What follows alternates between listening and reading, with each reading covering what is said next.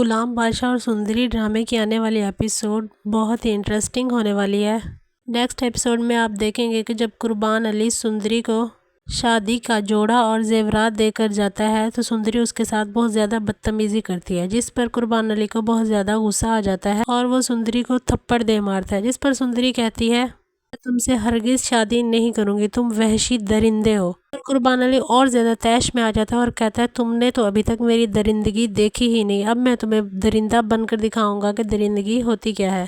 یہ سب کہنے کے بعد قربان علی کمرے سے باہر چلا جاتا ہے اور ملازمہ کو بھیجتا ہے کہ تم جاؤ اور سندری کو تیار کر دو۔ سندری کہتی ہے میں اپنی جان دے دوں گی لیکن یہ سب کبھی قبول نہیں کروں گی، میں کسی کی ملکیت نہیں ہوں، یہ سب میرے لیے زنجیریں ہیں۔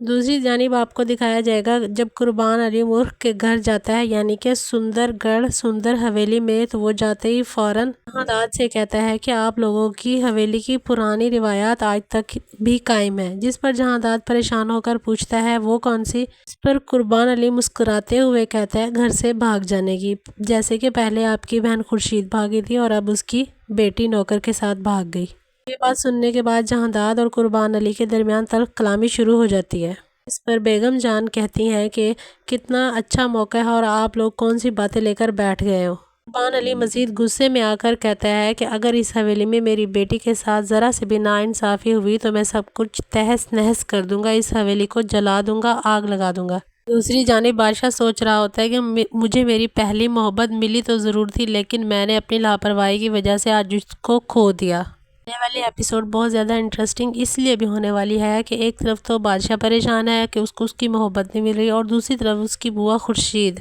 اپنی بیٹی کے غم میں ختم ہوئے جا رہی ہے اور خود کو کوس رہی ہے کہ کاش اس دن میں نے اپنی بیٹی کو اس حویلی سے نہ بھگایا ہوتا تو آج یہ سب نہ دیکھنا پڑتا۔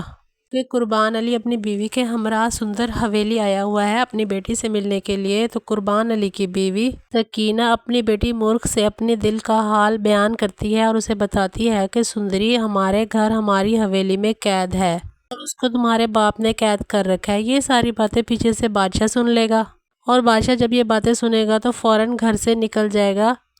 سندری کو وہاں سے بچانے کے لیے۔ بادشاہ کے پیچھے پیچھے قربان علی، اس کی بیوی مورخ، اس کے باپ جہانداد اور بیگم جان بھی حویلی کی طرف چلے جاتے ہیں۔ وہاں جا کر ایک زبردست لڑائی ہوگی اور اس لڑائی کے نتیجہ یہ نکلے گا قربان علی طیش میں آ کر فائرنگ سٹارٹ کر دے گا اور وہ گولی سندری کو لگنے کے بجائے اس کی اپنی بیٹی مورخ کو لگ جائے گی۔ مزید جاننے کے لیے دیکھیے ایپیسوڈ 36۔